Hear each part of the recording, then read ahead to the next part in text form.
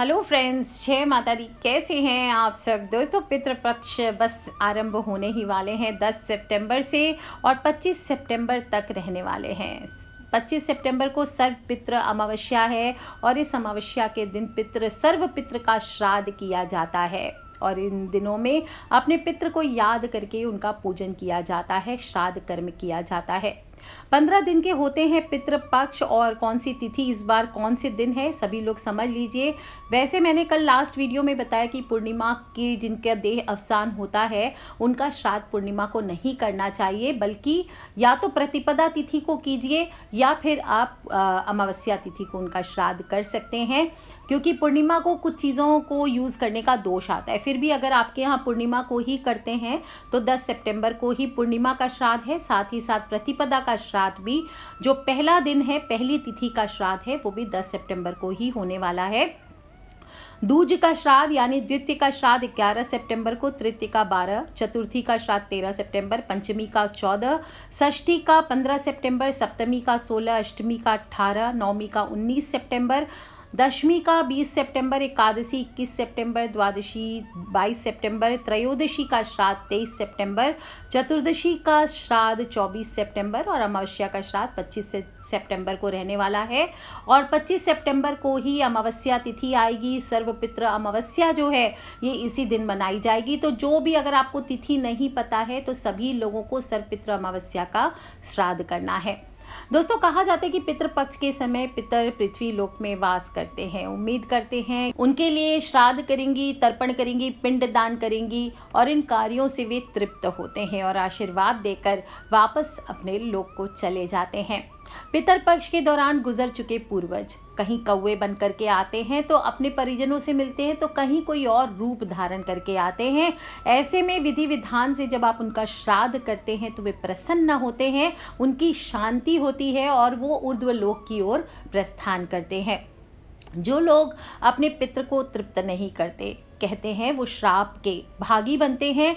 जीवन में बहुत तरह की समस्याएं उत्पन्न होती है। जब पितर नाराज हो जाते हैं तो घर में कलेश पड़ता है, लड़ाई झगड़े, मन मुटाव होता है, हर काम में बाधा आने लगती है, संतान के जीवन में कष्ट आता है, वृद्धि रुक जाती है, शादी की बात बनते बनते बिगड़ जाती है, वैवाहिक जीवन में कई तरह की मुश्किलों का सामना करना पड़ता है। ये सभी पितृदोष के लक्षण होते हैं।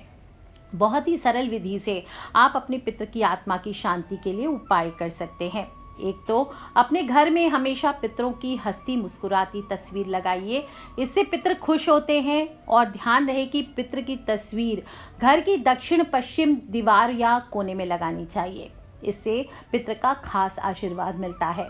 सुबह सुबह प्रणाम करें, फूलों की माला चढ़ाएं, समय समय पर उनके सामने जल की घंटी रखें और उनके निमित्त दक्षिण मुखी होकर के जल दीजिए। ये हर वीडियो में आपको आजकल बताती हूँ कि जब सूर्य भगवान को जल देते हैं उसी लोटे में थोड़ा जल भर लीजिए और दक्षिण मुखी होकर के, यानी सूर्य देवता को जल देने के बाद राइट टर्न ले लीजिए और उस साइड में आपको अपने पितृ के निमित्त जल देना चाहिए। पितरों को खास दिनों में मनाना चाहिए, जैसे उनकी जयंती हो, बरसी हो, इससे पितर प्रसन्न होते हैं। इस दिन कैसे मनाएंगे? गरीबों को, ज़रूरतमंदों को दान करें। पितृ तर्पण पिंडदान नहीं भी कर रहे हैं तो कम से कम इस दिन गरीबों की सहायता करें और ज़रूरतमंदों को दान करिए। जो भी आपके कपड़े, जूते, चप्पल, पैसे, भोजन, कोई भी चीज़ आप कर सकते हैं, ये बहुत अच्छा माना जाता है, इससे पितृ प्रसन्न होते हैं। दोस्तों, पितृपक्ष के दौरान आपको कुछ बातों का ध्यान रखना चाहिए। हल्के रंग के वस्त्र पहने, ज़्यादा ट्राई करें तड़क भड़क के नीले काले वस्त्र इस दौरान नहीं धारण करना चाहिए। विशेष रूप से जिस दिन आप श्राद्ध कर्म कर रहे हों उस दिन आपको हल्के हल्के सुंदर शांत पीसफुल टाइप के कपड़े पहनने चाहिए और खोए या जौ के आटे से पिंड बना लीजिए।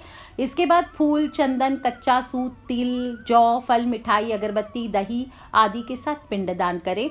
जो लोग घर में तर्पण करना चाहते हैं, मैंने दूसरे वीडियो में पूरी विधि दी हुई है, आप उसका लिंक शेयर कर दूंगी, आप वो देख सकते हैं। और पिंड दान करने के बाद शांति पूर्वक तरीके से बैठ करके अपने पितरों को याद करना चाहिए और प्रभु से प्रार्थना करें कि उनकी आत्मा को शांति मिले। इसके बाद पिंड को हाथ में उठाकर सम्मान के साथ जल में प्रवाहित कर देना चाहिए। आप एक विशेष कार्य और कर सकते हैं पितृपक्ष में। जब आप अपने पितरों के नाम का जल दे रहे हैं, दक्षिण मुखी होकर के जल देंगे। और ध्यान रखना एक बात का कि शाम के बाद नहीं देना है, दोपहर के समय देना चाहिए ये जल। और इसमें जल में काला तिल मिलाकर हाथ में कुश रख करके आप जल दे सकते हैं, और इस तरह से आप जल देते हैं तो ये ज़्यादा सर्वश्रेष्ठ होता है। और दोपहर के समय आपको पितरों को तर्पण करना चाहिए। तर्पण में कुश और काले तिल का विशेष महत्व होता है। और श्राद्ध करते वक्त 3 बातों का विशेष रूप से ख्याल रखना चाहिए। हल्की सुगंध वाले पुष्प, जो आप पुष्प हाथ में लेंगे, ऐसा नहीं कि बहुत लाल पीले एकदम तीव्र गंध वाले पुष्प आप ले लें। हल्की सुगंध वाले सफ़ेद पुष्प आपको अर्पित करने चाहिए। तीखी गंध वाले फूल वर्जित माने गए हैं। और दक्षिण दिशा की ओर मुख करके ही पितृ का तर्पण और पिंडदान करना चाहिए। कर्ज लेकर के या दबाव में कभी भी श्राद्ध कर्म नहीं करना चाहिए। और कुछ ना कर सके तो कम से कम भगवत गीता का पाठ आपको अवश्य करना चाहिए। और जो भी लोग भी तिल यूज़ कर रहे हैं, ये ध्यान रखें, जो तिल आप यूज़ करेंगे काले तिल होने चाहिए। लाल तिल या सफ़ेद तिल का प्रयोग पिंडदान में नहीं किया जाता, तर्पण में नहीं किया जाता। पितृ के श्राप के कारण संतान सुख में भी कई लोगों के घर में बाधा आती है। कई बार कुछ नियम होते जो पालन करने चाहिए वो हम नहीं मानते हैं, क्योंकि श्राद्ध पक्ष को लेकर के बहुत सारी धारणाएं बनी हुई है। जैसे कि ये अशुभ समय होता है, इन दिनों नई नई चीज़ें नहीं खरीदनी चाहिए, इससे पितर नाराज़ होते हैं। इन दिनों नई चीज़ का उपयोग करना अनुचित होता है, क्योंकि उस वस्तु में प्रेत का अंश होता है। और लोगों की यही धारणा की वजह से पितृपक्ष में क्या होता है, व्यापार की गति धीमी पड़ जाती है। और क्या होता है, पितृपक्ष के बाद तुरंत क्या आता है, दुर्गा पूजा आता है, दिवाली का समय होता है। ऐसे में लोगों के सामने विचित्र समस्या हो जाती है कि खरीदारी पहले ना करें तो पहनेंगे क्या, क्योंकि अगले दिन से ही नवरात्र शुरू हो जाता है। विशेष रूप से जब हम बात करें बंगाल में पूजो, गुजरात में, मुंबई में डांडिया का आयोजन, और डांडिया तो आजकल हर जगह देश विदेश सभी जगह होता है। तो ऐसे में लोग असमंजस में पड़ जाते हैं कि अब 15 दिन तैयारी ना करें तो कैसे चलेगा। तो आज इसी विषय पर हम विस्तार पूर्वक चर्चा कर रहे हैं कि बिल्कुल ठीक से समझना है आपको।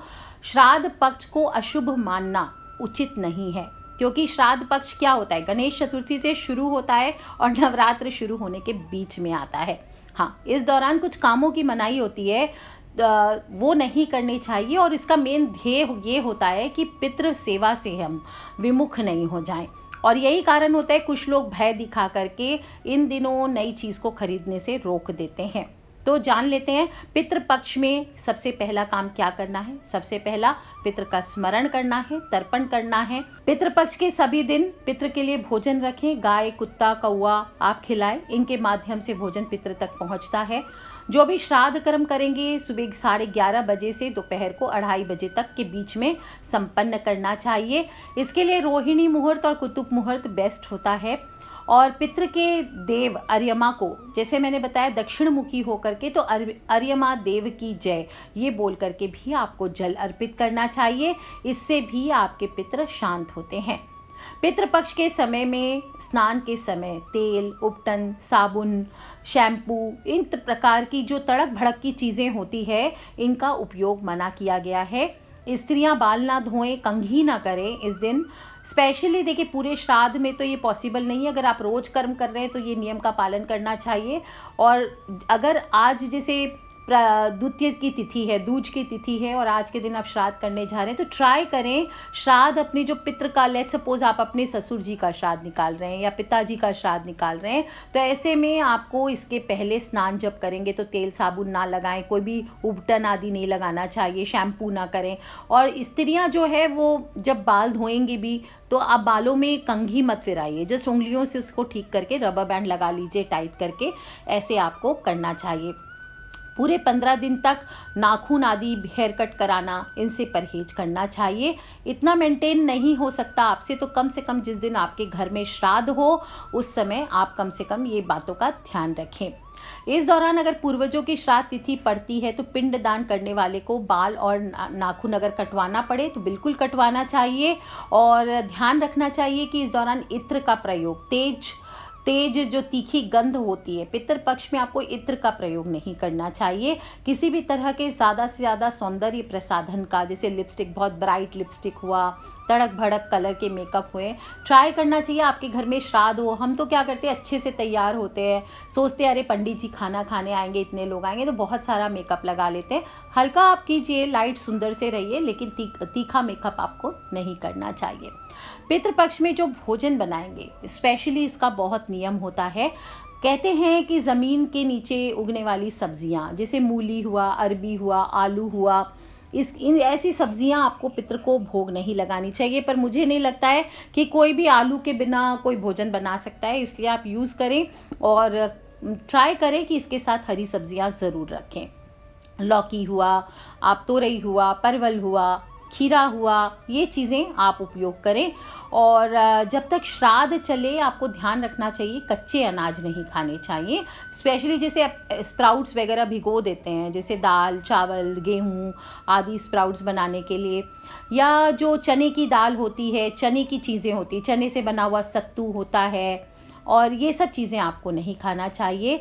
और मसूर की दाल, ये भी नहीं खानी चाहिए। लहसुन प्याज तो खानी ही नहीं चाहिए, भूल से भी नहीं खानी चाहिए। अंडे, मांस, शराब, बीड़ी, सिगरेट, ये सभी चीज़ों से पितृ नाराज़ होते हैं और बिना भोग लगाए वहाँ से चले जाते हैं। इसलिए ध्यान रखना चाहिए, ऐसा ना करें।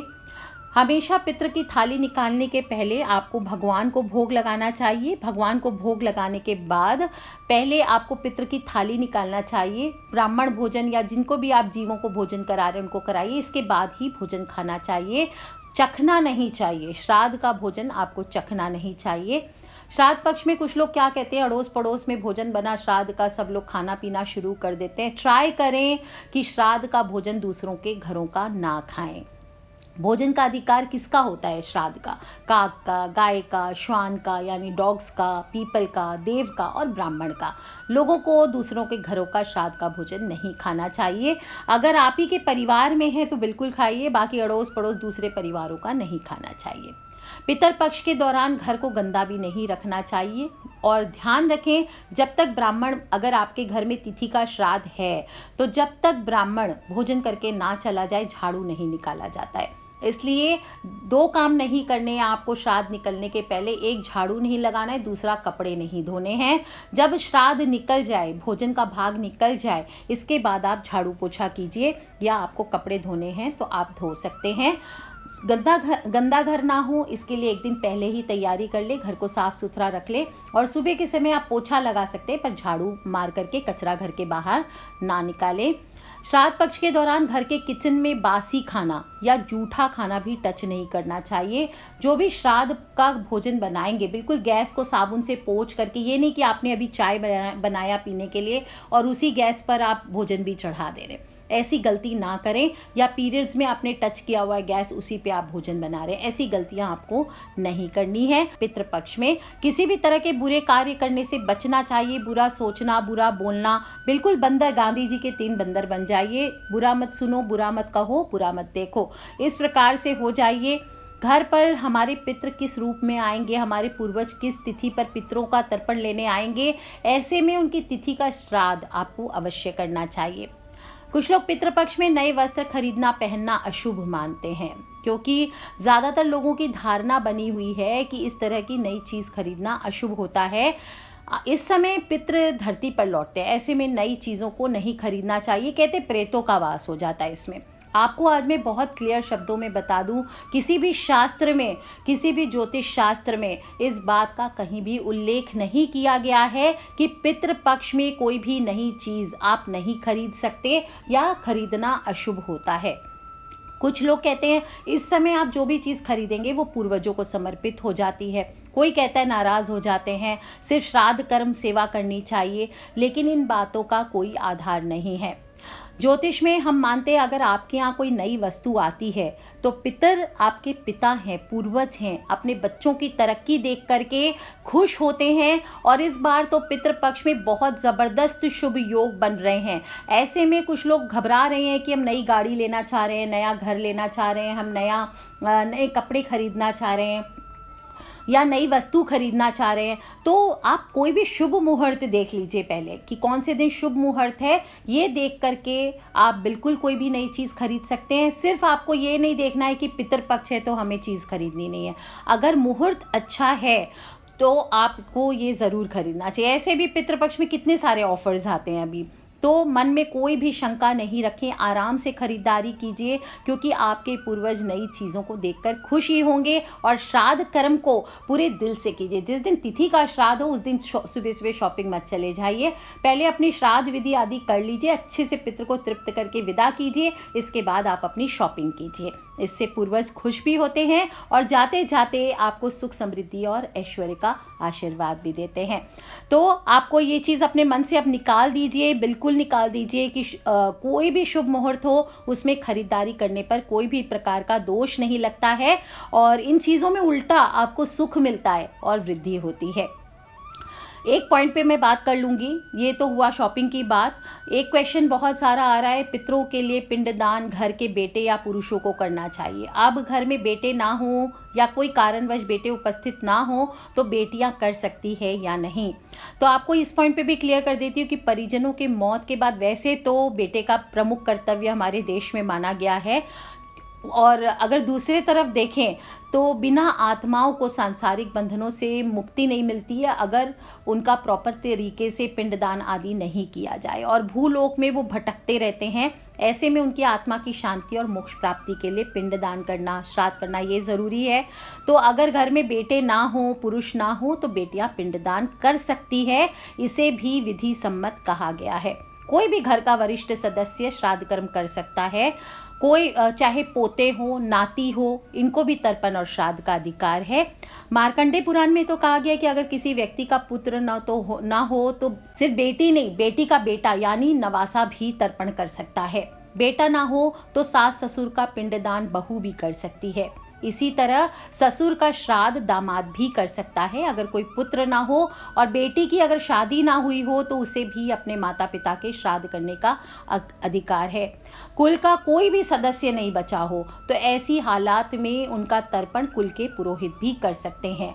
लेकिन वैसे देखा जाए और अगर बड़ा पुत्र है, वैसे तो बड़े पुत्र का अधिकार होता है पिंडदान तर्पण का, अगर वो है पर किसी कारणवश नहीं कर सकता तो ऐसी स्थिति में छोटा पुत्र भी कर सकता है।